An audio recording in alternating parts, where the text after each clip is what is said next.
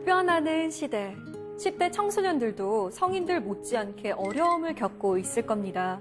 이럴 때 누가 나를 이해하고 소통하려고 한다면 얼마나 감동이 될까요? 한국을 넘어 전 세계가 하나의 문화 현상으로 받아들이고 있는 방탄소년단. BTS의 가사를 통해 청소년의 마음과 심리에 다가간다면 어떤 일이 생길까요? 질풍노도의 청소년 시기, 자신의 내면과 세상을 진지하게 들여다보면서 성장해 나가는 시기이기도 합니다. 심리학을 통한 마음의 기초공사, 김연경 작가와 함께합니다.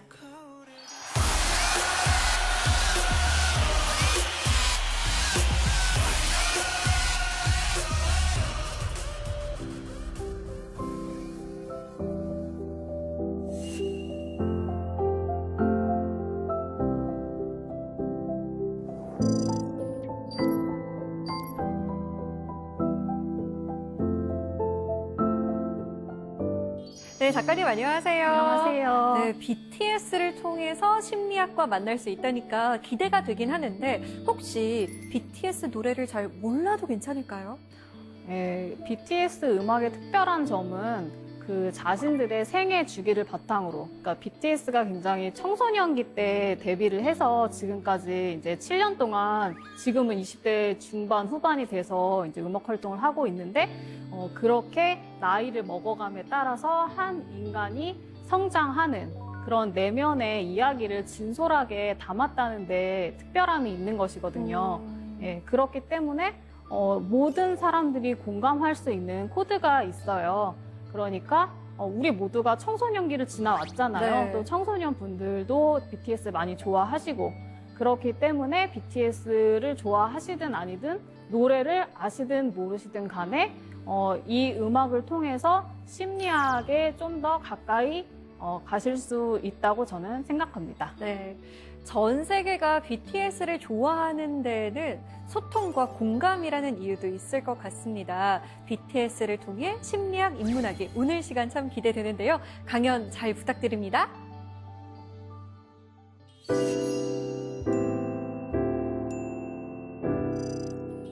이제부터 BTS 음악을 통해서 심리학의 세계로 들어가 보려 합니다.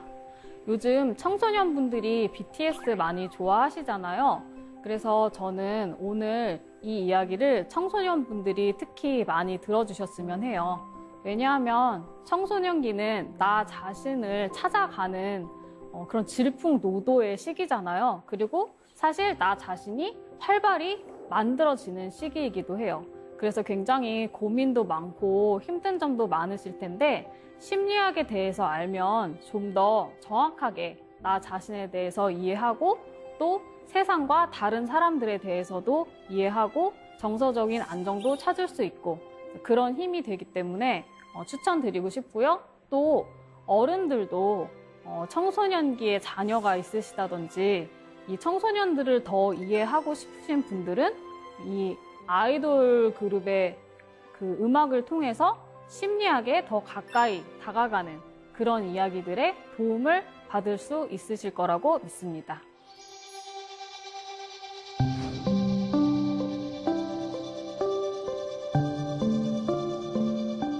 요즘 BTS, 방탄소년단이라는 이름의 아이돌 뮤지션이 어마어마한 인기를 얻고 있다는 사실은 아마 대부분의 분들이 들어서 이미 알고 계실 거라고 생각을 해요.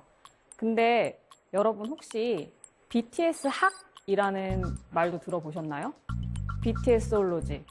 말 그대로 BTS, 방탄소년단의 모든 것에 대해서 연구하는 학문입니다. 이게 뭐 그냥 하는 말이나 팬덤에서 하는 말이나 유행어 같은 게 아니고요. 실제로 이 학문에 대해서 요즘 많은 학자들이 연구를 하고 있습니다. BTS의 인기는 이미 인기의 차원을 넘어서서 하나의 사회적 현상이 되었기 때문인데요. 이 BTS 학의 규모가 어느 정도냐 하면은요. 2020년 1월 제1회 방탄소년단 국제학제간 학술대회가 런던 킹스턴 대학교에서 개최가 되었고요. 그리고 올해 제2회 학술대회가 캘리포니아 노스리지 주립대학에서 예정이 되어 있습니다. 이외에도 많은 대학과 학술 단체에서 연구와 강연이 이루어지고 있어요. 그리고 이 BTS 학의 연구 분야가 어떤 것들이 있냐 하면 문학, 철학, 미학, 역사학, 사회학, 경제학, 경영학, 정치학, 여성학, 빅데이터, 굉장히 많은 인문, 사회과학, 예술의 전 분야를 망라하고 있어요. 아니, 아이돌 뮤지션 하나 가지고 이렇게까지 연구를 하나 하고 생각하신 분들이 계시다면 제가 드리고 싶은 말씀은 아이돌 뮤지션이기 때문에 이런 종합적이고 다각도의 연구가 필요하고 또 가능하다는 사실이에요. 왜냐하면 아이돌 뮤직은 그 어떤 분야의 예술보다도 종합적인 성격을 가지고 있기 때문입니다. 아이돌 뮤지션의 구성 요소는 굉장히 다양해요. 일단 뮤지션이니까 음악이 가장 중요하기는 하겠죠. 하지만 우리가 아이돌 뮤지션을 평가할 때 음악적인 면만 가지고 평가하면 굉장히 많은 다른 요소들을 놓치게 돼요. 아이돌 뮤지션에게 음악만큼 중요한 게 스타일이에요. 비주얼적인 면이죠. 패션이라던가. 아이돌 뮤직 씬과 패션 산업계는 뗄래야 뗄 수 없는 관계를 가지고 있습니다. 그리고 메시지. 한 시대를 풍미한 아이돌은 모두가 그 시대 정신을 가장 잘 드러내는 메시지를 가지고 있어요. 또한 캐릭터. 아이돌 뮤지션은 음악이 좋고 스타일이 좋다고 해서 스타성을 가질 수 있는 게 아니에요. 그 뮤지션 자체의 캐릭터, 퍼스널리티가 이제 강력한 매력과 설득력으로 대중들과 그리고 팬덤과 서로 상호작용을 하면서 스토리를 만들어 가게 돼요. 그리고 상업적인 성공을 전제로 하지 않은 아이돌 뮤지션은 있을 수 없어요. 그래서 어떤 형태로든지 반드시 경영 전략이 개입이 되게 돼요. 이외에도 트렌드, 사회적인 이슈, 팬덤과의 상호작용 등등 수많은 요소들이 어우러져서 서로 연관되면서 아이돌 뮤지션을 구성하게 되는 거죠. 이렇게 종합적이고 굉장히 다각도의 그런 요소를 가진 것이 아이돌 뮤지션이기 때문에 아이돌 뮤직에 대해서 연구를 하면은 사회, 경제, 문화적인 흐름에 대한 단서를 다 잡을 수가 있게 돼요. 그래서 BTS가 성공한 이렇게 신드롬을 일으킨 비결이 뭐냐? 이거에 대해서 많은 분석이 이루어지고 있는데 여러 가지가 있지만 오늘 강연 내용과 관련해서 한 2가지 정도만 짚어보도록 하겠습니다. 첫 번째는 BTS의 진정성과 일관성 있는 메시지입니다. BTS 음악의 주된 메시지 내용을 보면은 성장, 성찰, 치유, 공감, 연대 이런 것들이 있겠는데 BTS는 데뷔 직후부터 이 아티스트들이 직접 앨범 프로듀싱에 참여를 하면서 본인들의 나이대에 맞는 그런 이제 성장에 관한 그런 이야기들을 진솔하게 계속 이제 발표를 하면서 좀 일관성 있는 서사를 쌓아왔어요. BTS는 다른 많은 성공한 그 K-pop 아이돌 뮤지션들과 달리 사실 데뷔하자마자 대스타가 된 게 아니거든요. 오히려 초반에는 계속 이 팀 활동을 해도 될지 고민했다고 할 정도로 처음에는 좀 반향이 좀 없는 편에 속했어요. 그리고 우리가 K-pop 아이돌 하면 딱 떠오르는 그런 대형 기획사들이 있잖아요. 그런 기획사 출신도 아니고 그러다 보니까 이제 BTS는 이 역경과 고난에 대처하는 자세라든지 나의 가능성과 정체성에 대한 어떤 고민이라든지 아니면은 구조적인 문제에 대한 인식이라든지 이런 식으로 불안한 미래 때문에 고민하고 있는 보통의 대중들과 또 청년들에게 더 이렇게 깊이 공감할 수 있는 그런 메시지를 생산할 수 있었던 것 같아요. 두 번째는 BTS가 이런 메시지를 전달하는 데 있어서 다른 분야의 다양한 콘텐츠를 활용하고 접목했다는 건데요. BTS는 자신들의 음악 그 활동이나 작업에 영감을 준 문학, 철학, 심리학 분야의 많은 책이나 영화, 이런 콘텐츠들에 대해서 활동을 통해 언급을 하고 인용을 함으로써 감상자들이 그 원전에도 관심을 갖고 찾아볼 수 있게끔 해서 더 정교하고 풍부한 서사를 쌓아갔어요. 이 BTS의 음악 활동과 작업에 영감을 주었다고 알려진 작품들이 있는데요. 헤르만 헤세의 데미안, 유명한 고전 소설이죠. 그리고 오멜라스를 떠나는 사람들, 이 또한 유명한 소설이고, 닥터 도티의 삶을 바꾸는 마술 가게, 요건 이제 좀 철학적인 에세이예요. 그리고 융의 영혼의 지도, 이거는 심리학 해설서고, 에리 프롬의 사랑의 기술, 이 또한 굉장히 철학적인 유명한 책이죠. BTS가 심리학적인 내용을 이제 본격적으로 앨범에 담아내기 시작한 것은 2019년에 발표한 맵 오브 더 소울 시리즈에서부터입니다. BTS는 이 앨범이 그 영혼의 지도라는 책에서 영감을 얻었음을 밝혔는데요. 이 영혼의 지도는 머리 스타인이라는 사람이 썼는데 융 심리학에 대한 해설서예요. 굉장히 유명한 사람이죠. 융. 이 분석 심리학이라는 이론을 정립해서 프로이트와 함께 근대 심리학과 정신의학의 기틀을 다진 아주 심리학의 거장이라고 볼 수 있는 사람입니다. 아니마 아니무스라는 개념은 뭐냐면은요, 이제 두 개가 반대되지만 결국 같은 개념이나 마찬가지인데, 아니마는 남자의 마음속에 숨어있는 여성적인 인격, 그리고 아니무스는 여성의 마음속에 숨어있는 남성적인 인격을 뜻해요. 근데 이게 무슨 사회적인 성 역할에 따른 뭐 남자는 이래야 돼, 그러니까 남성적, 뭐 여성은 이러니까 여성적, 이런 개념이 아니고요. 여성이든 남성이든 상관없이 사람은 누구나 겉보기에 보이는 성향이랑 다른 성향을, 반대되는 성향을 속에 가지고 있어요. 그런 면을 이야기하는 거예요. 예를 들자면 되게 용감하고 적극적으로 보이는 사람이에요. 근데 그런 사람은 알고 보면 마음속에 되게 이렇게 유약하고 여리고 소심한 면이 숨어 있어요.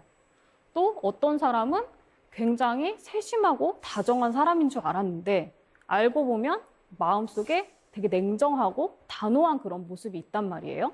근데 사람은 누구나 완전한 나 자신이 되고 싶은 그런 본능이 있어요. 그래서 내 마음속에 숨어있는 그런 내가 잘 모르지만 내가 가지고 있던 그런 어떤 반대되는 그런 면과 굉장히 닮아있는 존재를 외부에서 보면은 그거에 굉장히 강한 매력을 느끼고 끌리게 돼요. 그러니까 우리는 그 대상의 매력이 있어서 거기 끌렸다고 생각을 하지만 사실은 나의 마음속에 무의식이 끌어당긴 거죠. 이런 현상을 심리학적 용어로 투사라고 해요. 자신의 마음속에 있는 욕구나 감정의 원인을 무의식적으로 다른 사람, 다른 상대에게 돌리는 심리를 투사라고 해요. 그래서 내 아니마 아니무스가 외부에 투사되는 존재를 발견을 하면 그 존재에게 푹 빠지기 쉬워요. 예를 들어보면 어떤 사람이 굉장히 이제 좀 평소에 냉정하고 합리적인 성향을 갖고 있어요. 근데 뭐 실제로 그 사람은 그런 면이 많겠죠. 근데 사람인데 어떻게 완벽하게 냉정하고 항상 이성적일 수 있겠어요? 근데 이 사람은 주변에서 그 사람한테는 다 그런 역할과 이미지를 요구해요. 나도 내가 그렇다고 믿어. 그렇기 때문에 조금의 굉장히 감성적이고 예민한 면이 있어도 이걸 자꾸만 억누르게 돼요. 그러면 그게 그 사람의 아니마 아니무스가 되죠. 그러면 이 사람은 반대로 자기랑 다르게 굉장히 감성적이고 예민한 사람을 보면 그 사람한테 매력을 느껴요. 그래서 이런 아니마 아니무스 투사의 결과로 사랑에 빠지잖아요. 그러면 그 상대를 위해서 목숨도 바칠 수 있게 돼요. 왜냐하면 내가 사랑하는 건 사실 그 사람이 아니라 그 사람의 빛은 나야. 그러니까 목숨을 바쳐도 아까울 게 없죠. 왜냐하면 나거든요. 또 다른 나니까. 그리고 이런 아니마 아니무스가 투사될 수 있는 존재는 반드시 이성, 사람만인 것은 아니에요. 뭐 이 복잡하고 험난한 세상에 답을 주고 나를 완성할 수 있다고 믿게 해주는 존재들, 뭐 종교라든가 어떤 사상, 신념이라든가 아니면 공동체라든가 이런 게 아니마 아니무스 대상이 될 수 있고, 예술에 대한 열정이나 아니면 아이돌에 대한 열광도 아니마 아니무스 투사의 대상에 속해요. BTS의 DNA라는 노래인데요. 널 알아보게 됐어. 서로를 불러왔던 것처럼 내 혈관 속 뒤에 네가 말해줘. 너를 찾아 헤매도 너라는 걸. 우리 만남을 수학의 공식 종교의 유법 우주의 선미 내게 주어진 운명의 증거 너는 내 꿈의 주석. 첫눈에 반해서 푹 빠진 사랑의 감정을 노래를 하고 있는데, 보시면 이게 아니마 아니무스의 투사의 과정을 굉장히 잘 보여주고 있어요. 이렇게 사랑에 빠지면 첫눈에 알아본대요. 이게 이 사람 잘 모르는데 원래 알았던 것 같은 생각이 드는 거죠. 왜냐? 내 마음속의 무의식을 알아본 거거든요. 심지어 내 혈관 속 DNA 유전 정보가 너를 말해준대. 내 짝이라고. 맞아요. 왜냐하면 아니마 아니무스는 원래 내 안에 있던 것이거든요. 그리고 가사 보시면 우리 만남은 수학의 공식이고 종교의 율법이고 우주의 섭리고 운명이고 꿈이래요. 이 모든 것들이 아니마 아니무스가 투사될 수 있는 사람이 아닌 다른 대상을 보여주고 있어요. 그래서 실제로 종교나 뭐 아니면은 이런 사상이나 이런 아니마 아니무스 투사의 대상이 될 수 있는 존재에 푹 빠진 사람의 심리는 사랑의 열병에 빠진 사람의 심리와 굉장히 유사하다고 해요. 그리고 이거는 이제 같은 앨범에 있는 허라는 노래인데요.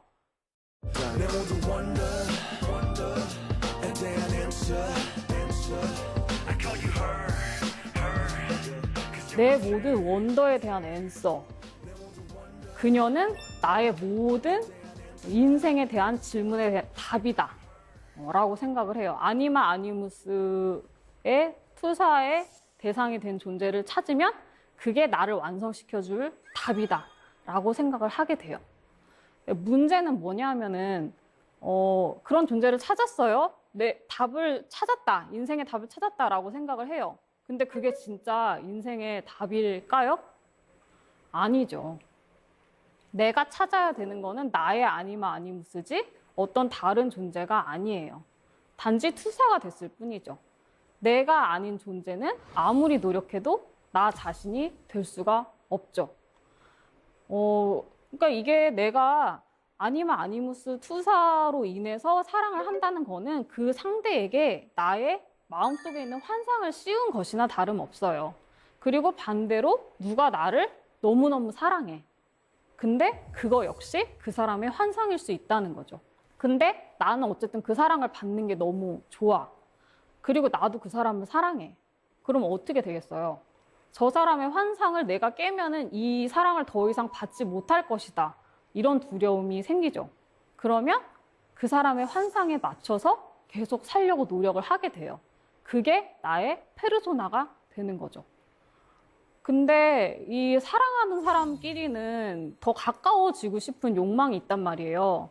아무리 페르소나로 사랑받아도 내가 행복하고 채워질 수가 없죠. 그리고 심지어는 이 환상이 깨졌는데 계속 그걸 인정하지 않고 계속 자기 환상에 맞게 살기를 요구해, 상대방한테. 그러면 아주 폭력적인 사랑이 되는 거죠. 그러면은 이런 아니마 아니무스로 인한 문제를 어떻게 해결을 해야 되냐 하면은 중요한 거는 아니마 아니무스가 투사되는 게 꼭 안 좋은 일만은 아니라는 거예요. 위험할 수 있지만, 왜냐하면 아니마 아니무스는 내 무의식 속에 있는 존재이기 때문에 밖에 투사되지 않으면은 찾기가 어려워요. 한마디로 내가 뭐에 푹 빠져 있는지 알면은 내가 진짜 채워야 하는 그런 면들이 무엇인가 알 수 있게 된다는 거죠. 반대로 나를 좋아하는 사람이 나의 무엇 때문에 나를 좋아하는가를 안다면 저 사람의 숨겨진 욕구가 무엇인지 알게 돼요. 그래서 서로 이런 점들을 알고 인정을 한다면 내가 그 사람의 부족함을 스스로 채워야 되는 점을 내가 채워주려고 헛된 노력을 하는 것이 아니라 서로 각자의 부족한 부분을 채울 수 있게 성장하게끔 도와줄 수 있는 그런 진정한 사랑의 관계가 될 수 있는 것이죠. 그러니까 결국에는 진정한 사랑을 하려면 진정한 나 자신을 찾는 게 필요 조건이라는 건데, 진정한 나 자신을 찾기 위해서 넘어야 하는 가장 큰 벽이 있어요. 그게 무엇이냐 하면은 바로 그림자라는 존재예요. 자아의 한 부분인 그림자라는 존재. 그림자는 뭐냐 하면 한마디로 내가 인정하지 않는 나의 한 부분이에요. 사람마다 다 내가 이제 스스로에 대해서 좋아하지 않는 점이 있잖아요. 근데 좀 마음에 안 들어. 고치고 싶어. 이 정도가 아니라 정말 너무 싫어. 나라는 사실을 절대 인정할 수 없어. 라고 생각하는 부분이 있어요. 그러면은 아니면은 이게 무슨 굉장히 이제 감당하기 힘든 상처나 아픈 기억 이런 걸 수 있는데, 이런 거를 이제 생각하기도 싫으니까 무의식 속에 억누른단 말이에요. 그러면 이런 것들은 내 무의식의 깊은 곳에 가라앉아서 어둠 속에서 그림자라는 존재가 되어요. 근데 이게 내가 보기 싫다고 해서 억누른다고 얘가 없어지는 게 아니에요. 왜냐하면 나 자신이니까. 그래서 이 그림자를 누르면 누를수록 반동으로 얘는 튀어나오려는 힘이 세져요. 그래서 이 그림자는 억눌러 놔도 숨어 있다가 정말 중요한 순간에, 예기치 못한 순간에, 내가 가장 밝은 빛 속에 있다고 생각한 순간에 갑자기 튀어나와서 망쳐버리는 일이 많아요. 예를 들어서 평소에 너무 착하고 유한 사람인데 갑자기 이상한 순간에 막 미친 듯이 화를 내. 아니면 이 사람 굉장히 희생적이고 헌신적인 사람인 줄 알았는데 나중에 보니까 막 이상한 방식으로 자기 욕심을 몰래 채웠네?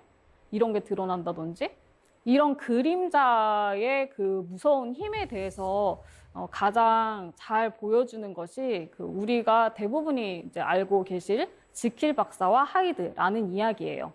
19세기에 나온 소설인데 대부분 알고 계시겠지만 간단히 줄거리를 얘기를 하자면, 지킬 박사라는 사람이 있는데 굉장히 인품이 훌륭한 사람이에요.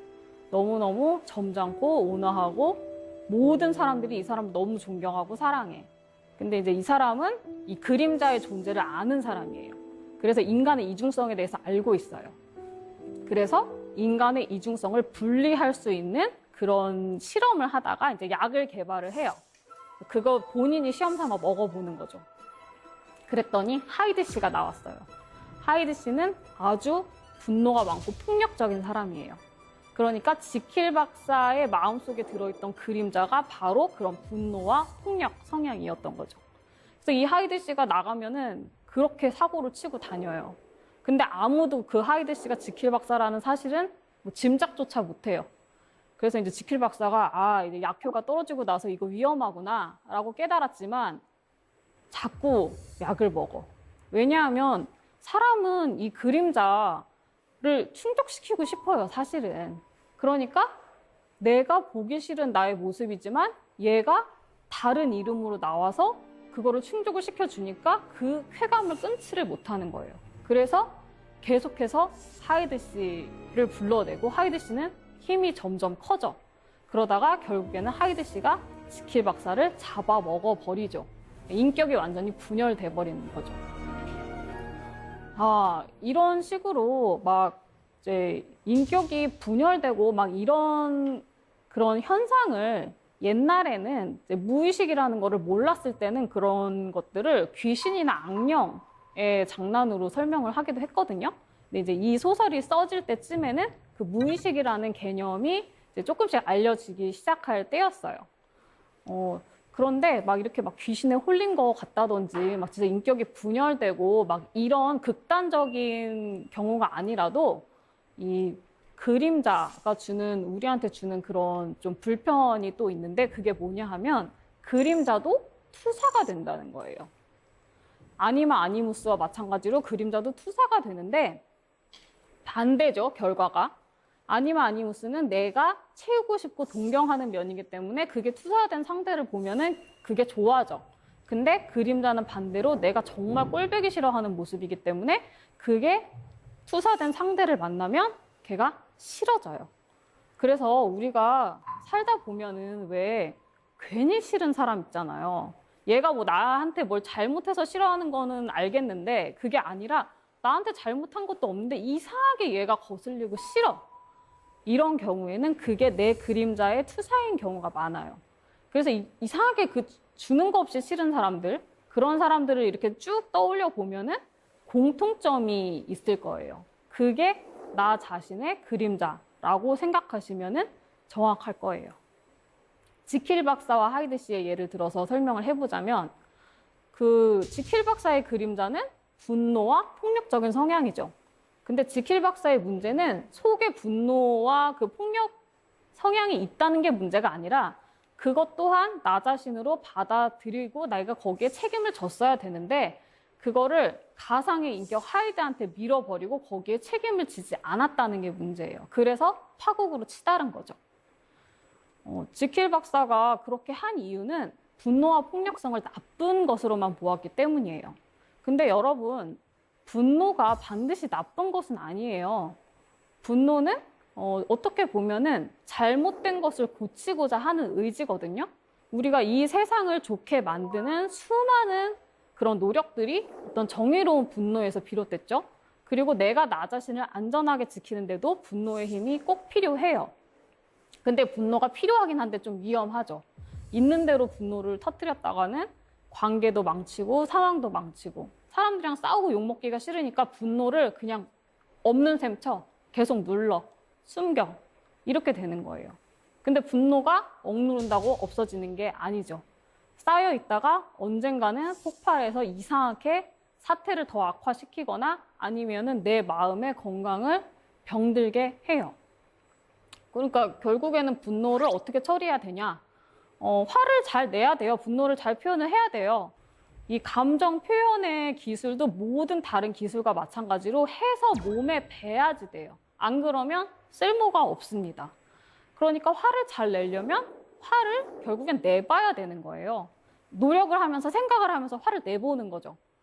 근데 이게 마음 먹는다고 바로 되면은 그건 사실 그림자가 아니죠. 어려워요. 근데 우리가 명심해야 될 점은 그림자를 제일 무서워하는 건 나 자신이라는 거예요. 그러니까 그림자가 분노인 사람은 이거를 밖으로 드러내면 큰일이 날 것처럼 생각을 해요. 사람들이 다 나 싫어하고 떠나가는 거 아닐까.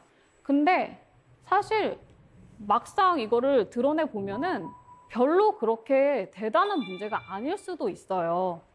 물론 그림자가 전혀 보이지 않는 너무 완벽해 보이는 사람도 매력적이죠. 근데 이 사람이 그림자 때문에 갑자기 이상한 짓을 해. 그러면 거기에서 사람들이 느끼는 실망, 그런 게 더 크다는 거죠. 이렇게 되지 않으려면 우리가 미리미리 나의 그림자에 대해서 알고 관리를 해야 되는 거죠.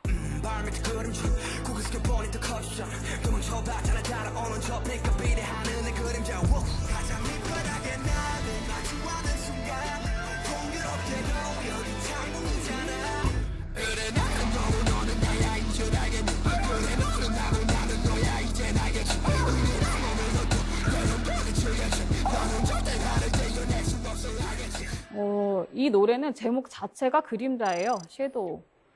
이 노래는 그림자의 속성에 대해서 이야기하고 있어요. 그림자는 빛과 비례한다는 거죠. 내가 가장 높은 곳에 있을 때 제일 밑바닥에 나와 마주한다. 그리고 그림자는 내가 아무리 떼어내려고 하고 도망치려고 해도 절대로 도망칠 수 없는 나의 일부다. 이런 깨달음을 노래하고 있어요.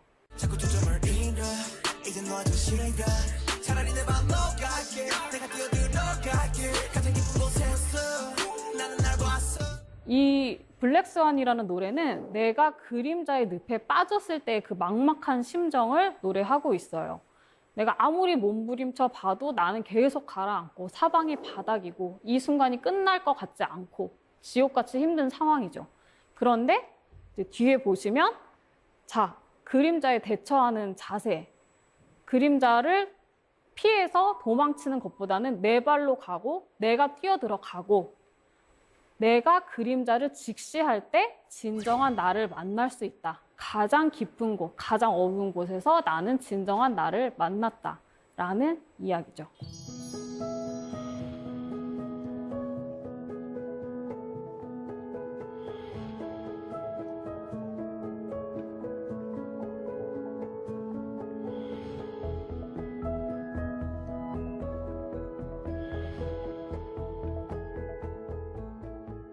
지금까지 페르소나, 아니마 아니무스, 그리고 그림자 개념들을 살펴봤는데요. 이렇게 우리 무의식 속에는 굉장히 복잡한 여러 부분들이 있어요. 그런데 내가 이 무의식 속에 있는 복잡한 여러 가지 면들을 다 하나로 받아들여서 더 큰 나 자신으로 나를 완성하는 것이 바로 인생의 목적이라고 봐도 틀리지 않을 거예요. 그러한 과정을 우리가 보통 일상적인 용어로는 자아실현 또는 자아통합 이렇게 표현을 하는데요. 융은 특별히 이것을 개성화라는 단어로 표현을 했어요. 내가 나의 인격을 완성을 하는 것은 어떤 다른 멋진 사람을 따라가는 것도 아니고 사회가 정해준 틀에 나를 맞추는 것도 아니고 그냥 있는 그대로의 나 자신이 되는 것이다. Can't call me artist, can't call me idol. 아님 어떤 다른 뭐라 해도 I don't care. I'm proud of it. 난 잘없네. 너무 알았네. 나는 항상 나였게. 네가 나를 아티스트라고 부르든지 아이돌이라고 부르든지 나는 상관하지 않고 나는 나 자신을 자랑스러워하고 나는 자유롭다. 그리고 나는 내가 누구인지 알고 있고 내가 원하는 게 뭔지도 알고 있다. 라는 내용인데 그 아이돌이냐 아티스트냐 뭐 그런 이분법에 더 이상 연연하지 않고 BTS는 BTS의 길을 가겠다라는 얘기죠. 그 다음 이제 Love Myself라는 노래가 있는데요. 내 안에는 여전히 서툰 내가 있지만 You show me I have reasons I should love myself. 내 손에 걸어온 게 전부로 다 내 안에 굉장히 많은 내가 있죠. 그리고 내가 지금은 마음에 들지만 뭐 내일은 마음에 안 들 수도 있고 어제의 나는 좋지만 오늘의 나는 싫을 수도 있고 내 안에 수많은 내가 있지만 그 모든 것이 다 나의 일부고 나 자신이다 라는 것을 받아들여서 나의 인격의 통합을 이루는 건강하고 완전한 내가 되는 그런 이제 상황을 노래하고 있는 것이죠.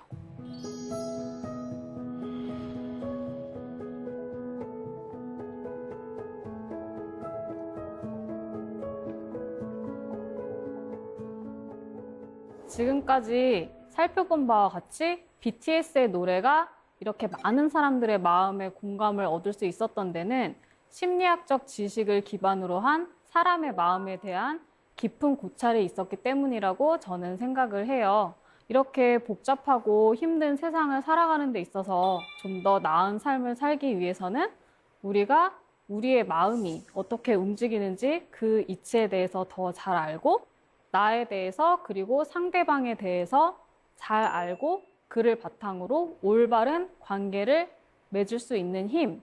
저는 심리학이 그 힘을 기르는데 분명히 도움이 된다고 저의 경험을 통해서 확신을 합니다.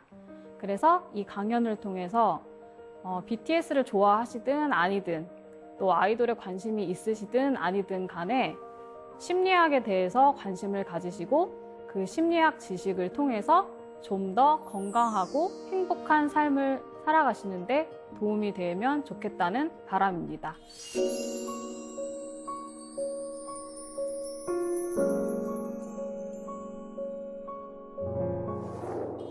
네, 강연 잘 들었습니다. BTS라는 이름만 들어도 환호하는 분들 참 많이 계실 것 같은데요. 가사를 통해서 심리학을 만나니까 더 친근하게 느껴지는 것 같아요. 감사합니다. 네, 사세계 공동체 여러분께서 미리 질문을 보내주셨는데요. 함께 만나볼까요? 네, 먼저 황유진님의 질문입니다. 제 동생이 아이돌을 좋아하는데 그대로 저도 괜찮을까요? 사실 가족 입장에서는 지나치게 좋아하면 좀 걱정이 될 수도 있긴 하거든요. 어떻게 생각하세요? 예, 근데 사실 아이돌 뮤지션을 좋아하는 게 그렇게 불건전하거나 위험한 취미는 아니에요. 그리고 우리나라 청소년들이 그렇게 건전하고 안전하게 즐길 수 있는 취미가 사실 많이 없거든요. 이제 부모님들이나 어른들께서는 청소년의 취미는 그냥 다 독서였으면 좋겠다. 이렇게 생각을 하시겠지만, 네. 근데 저도 어렸을 때부터 독서를 정말 많이 했거든요. 좋아하고. 하지만 독서가 채워줄 수 없는 또 그런 면들이 있단 있죠. 말이에요. 예, 그래서 뭐 아이돌 뮤지션을 너무 심하게 좋아하니까 공부를 안 하는 게 아닐까 생각하실 수도 있지만 공부는 어떻게든지 안 해요. 사실 뭐 취미가 없다고 공부를 하는 것도 아니고 그렇죠. 예, 아무것도 안 해도 공부는 안 할 수 있거든요. 그럼요. 야, 공부하기 싫으니까 아이돌을 쫓아다니는 거지 뭐 아이돌 때문에 공부를 안 하는 건 제가 볼 때 아니고요.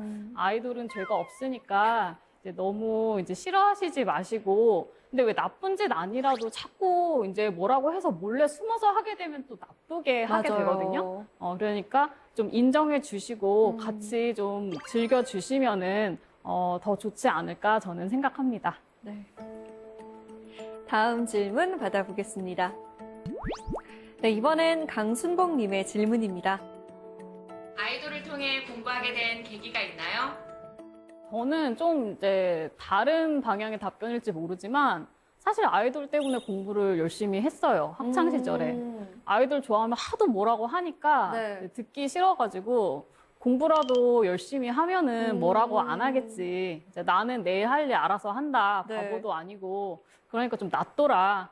이런 마음으로 공부를 열심히 했고요. 네. 그런데 이제 제가 학창 시절에 서태지와 아이들을 되게 좋아했는데 서태지와 아이들이 그런 좀 사회적인 문제에 대한 우리의 그런 인식을 새롭게 하는 그런 가사를 많이 발표를 했어요. 심지어 통일에 대해서 노래를 하기도 했거든요. 그래서 그럴 때마다 이제 거기에 관심을 가지고 공부를 하게 됐던 것 같아요. 그래서 저는 좀 이렇게 사회적으로 이제 어떤 새롭게 우리가 좀 생각하고 공부할 수 있는 그런 메시지를 던지는 아이돌이 이제 좋은 뮤지션이라고 생각을 해요. 그래서 그런 점에서 BTS가 정말 좋은 아이돌이라고 저는 생각을 합니다. 네. 작가님의 강연을 듣다 보니까 BTS 노래 몇 곡 듣고 자야겠다라는 생각이 듭니다. 오늘 강연 정말 재밌게 잘 들었습니다. 고맙습니다. 감사합니다.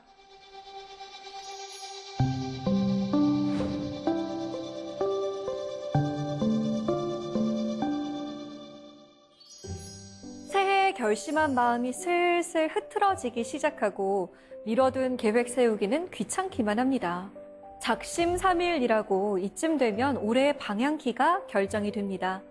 그럼에도 불구하고 불안보다는 설렘이, 절망보다는 희망이 어울리는 것이 새해가 아닐까 싶어요. 3일 안에라도 끝날 결심을 세울 수 있다는 것은 그만큼 바라는 것이 있다는 뜻이겠죠. 작심을 3일씩 끝없이 하다 보면 올해를 살아가는 힘이 되지 않을까요? 사상의 공동체 씁니다. 저희는 다음 시간에 찾아오겠습니다. 고맙습니다. 모든 게 궁금해 how's your day Oh tell me oh yeah oh yeah oh yeah oh yeah 뭐가 널 행복하게 하는지 Oh text me oh yeah oh yeah oh yeah oh yeah Your every picture 내 머리맡에 두고 싶어 Oh oh babe Come be my teacher